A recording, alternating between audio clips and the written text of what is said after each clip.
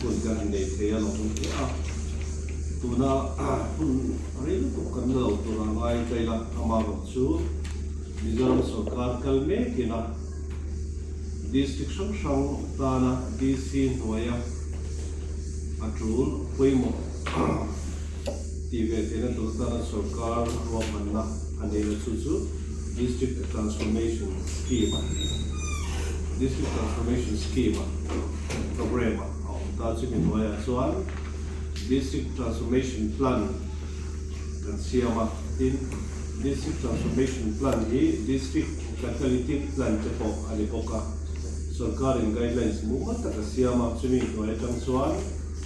hal tur chinte hallo tur chinte ro mana mu ta guidelines a oma lenin ani tel do leka kan selo mai na hemi hi district pin malam tur ta sarkar ro ani a chuan kumin abun chana ton sarkar ka ka hi chuan kum khat kum hi kum thum chuang chula dong ke tu kan ngai a ma se apoi mo lai em wenne kan sei do chu tu na kan na kan tho ruwa man shi ma hi anron kala anron endi kala kan performance phase ani lo chuan next day kan to ten sumian yawang chuan tuna transformation plan Nuai na ma hi chu DC election Nuai line department te tin atulangin VC te atulangin NGO te kan ro na chuan ni chuan khate ka pui tu ani ha contractor emo supervisors ti chi kha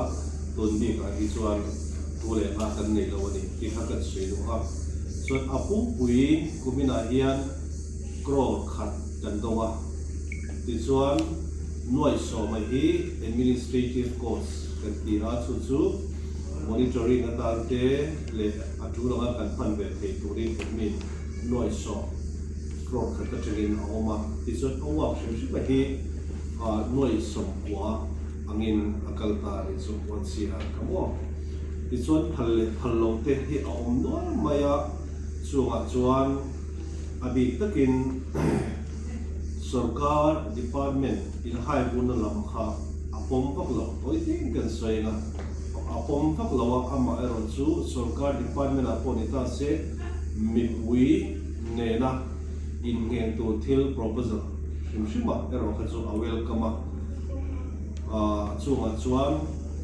dona kan hana ro han chi te kha kan hen to kan se me kan ringa about chunga chuan office building sangnan po phallowa sarkar motor department ina aman me turatan po kan phallowa ha tam nuala ni chu aski bomda chu ania chu wangin hen hai kan kalpui do na ni point na kuma mole ngei thei tura I kan performance hi achiat kan phallowa ni chu ai ta chu kan real ro kan in ro ania kumina kan han kalpui na kuma mulo ni akha aza thak don via wani district kan ina lo pu si khan chuan ani na rata thil hi bel kan tuma chu kan ro mandani na kuma kule nge te tura ati tha de si ngami district ni hel to kan dol ro chu kan tu chuan kan thil ma kan lak tum na ni lo si thil hi kan ti mai don lo ani ti lai te kha kan sei lu ha chuan apa khanna bi ke hi Union PL amatanga ron kalani ha hemin selection hi district level department sam te kha hotre na kan lo roman kan lo transfer ania chuan til tam taka I proposal hi su alota amna chu na han gel hian Nuai som po hi alo hori ho ti chu na ta mai alo ti fe lo re mai amala chu kumin kan tela kan ti chatura ai tela na kumle chon thil dangan lo tanga a kumle chon thil dangan lo velenga kumthum ankala kan ankal su ba thil tam tak ti thelo mai la trul kan ti bi pe chu kan khung the tura ai ba ila tin apan ni nabi ka pakhanna road signage kan ti bi ka hi he khong ri shong shong kan thil ta ila lungle te aizo te ko la sip te pode chap hai te pode road signage big veng ang chi mal dewa engamo khopui a chei boka kan khopui sum bi kain theng hi kan nei ang ta chu chi union pe la mina ngai pui mo maya mumal takin signage pole te an oma ten chuan veng thea ang chi long kan khopui hi kha khatir deuh lik khan rom na union pe na ron ne hi a tha kan ti puya chuan green space ti big lai ta pe hi noi so ma hian chu veng sang le lo kha ang chi a to ba le ri au maya a pum puya po hian Nuai wal si a rom na ma chuan Nuai so ha ma di ha green space big hi so tu ni so na kuma tan po kan kalpui me to ne kan ti ta so ma veng sang to na khopui sang veng chulai chu hanin ti ang chi signage a kha khopui chu ma po hian kan da ve kan tu ma ni pa kan ka mo chuan apa ni na bi ke hi farm gate collection unit hei hi 40 department chan ani ha line department sang po hian professor ni chu kan dong la ma se kumin bi ka chuan PDA 40 medical le education bi ka ha line department a thanga la kuma chuan aba lu lo ho kha be khan ta to ni te in we ka ta line department ni wat a lu chuan thil lang ne wa kha kanin i ham thui lo lu tu kang te kan ang du le ka te le khan ro ma na kan han ne ya apa ni ne hi 40 an kal puina ti chuan apa thum na bi ke hi kan share tangin Zairam Nursing School A&M je theina ka han nei ka no maya ti chuan an throi tu tangen pon kan in ko ma mo te an lo thela an mo zong su wa chu kan ti sak thelo wa ama ro chu a ko than bil ta ma ni se a Lawngtlai mai po ni lo a si ha district mai po ni lo mun dang tanga ron zil ti ka na he thile hi ko thaninga a lo wa ma na ni ka hi a district administration angin kan appreciate me kan khopui kan district headquarters sa he na an om thei shim wa hi engmo zo tala ro han na han nei sak ve kan do an tam tak so an ron siak na in ama chu lo te lo wa an mo bi computer set hi tuna Nuai lo ka hian computer set so ni ve hi kan le the chu i rom han na la nursing school ka ni sa tu a Pali na bi ke hi medical lam ho proposal ania ta hian tuna kan hang ti mo ang kha mobile medical unit bolor ke 4x4 an mo me dam do in so chu i medical tan i rom han na kan hang ni sapoka ti chuan sanga wa hian x-ray room hi an nei ni lo ma han pi thang ngai le ngo chu ra ni wa hian a block headquarters dang song hung kang te chong te po kan la cover thei chong lo amar chu mo hinglai ra kan jina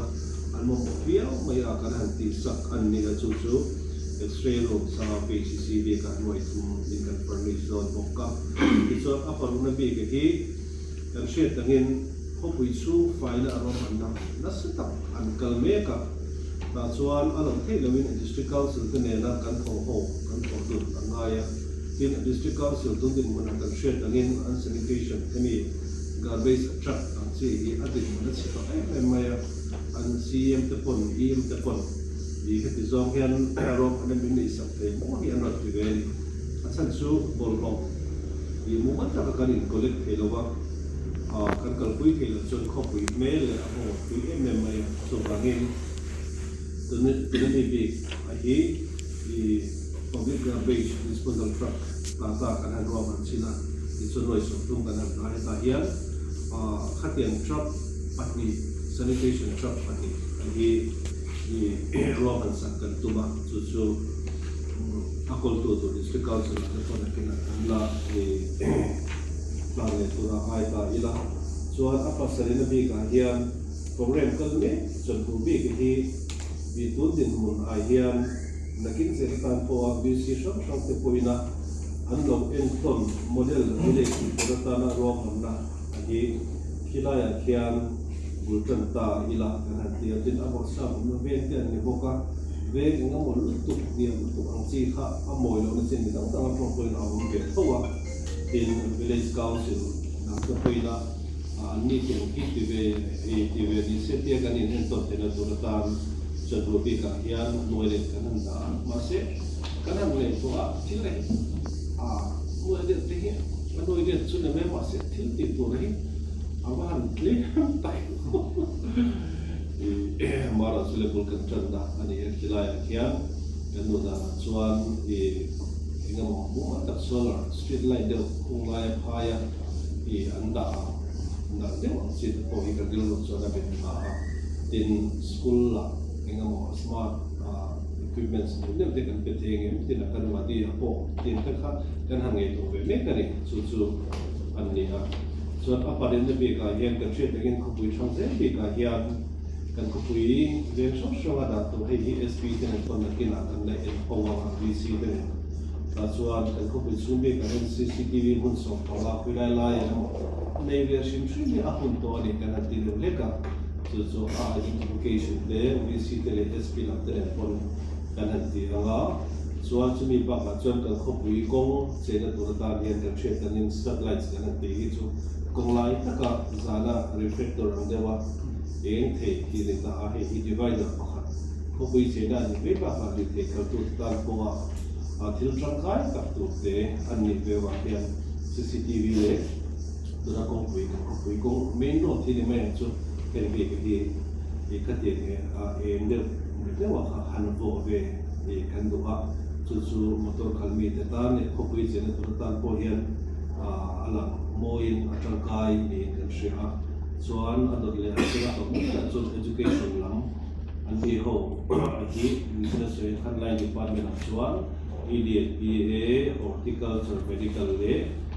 education ปีกับที่กันหันไล่คุยหมดภาษา education น้องผมพอเห็นหน่วยกันหันแต่มาโมหิอันนั้นก็ไม่คอมพิวเตอร์พวกอันนี้ที่อัดช่องๆเนี่ยเองกันที่เนี่ยรีบเรียนกันนั่นส่วนนั้นกินตัวนั้น stakeholder department เนี่ย meeting กันนั่นเองนะส่วนอันดูเป็นตัวนั้นว่าอันนั้นขันกันกันที่โดน education พอเห็นอันนั้นก็ไม่เจอที่ตัวเดซิลไลท์เนี่ย building ชุดๆเนี่ยแต่เสกันที่ teaching equipments มองเจอที่พอเห็นคอมพิวเตอร์เด็กข้างเนี่ยแล้วพอเห็นคอมพิวเตอร์เนี่ยไม่เราสกูตพอมากันเชียร์เนี่ยส่วนขันแต่พอหาเรื่องรู้ส่วน education เห็นว่า education ที่ทำติดทิ้งเนี่ยเราไม่ตัวด้าน teaching equipments เลยคอมพิวเตอร์เลยเราเดี๋ยวเขาไปช่วยดีกว่าคอมพิวเตอร์ provision ให้อัดใช้โอ้ปัจจุบันที่เดี๋ยวเล็กกันเนี่ยส่วนเดี๋ยวนักเรียนกันสวยเขาบอกว่าข้ามอะไรว่าหน่วยสุกว่านี่น่าอันกันนี่เนี่ยกันกับปักว่าอันนี้ไอ้หม้อนะครับอันนี้ของเราละตัวด้านชักเลยนั่นเลยนี่ตัวนั้นเขาไปช่วยรถ signage อัปโหลดเนี่ยนะครับที่บ้านก็ที่ช่วยไอ้หม้อเละ medical ลำบากกันหันเฟกตัว polar camper ที่ปฐมบ้านก็ช่วยอันเรียนแล้ว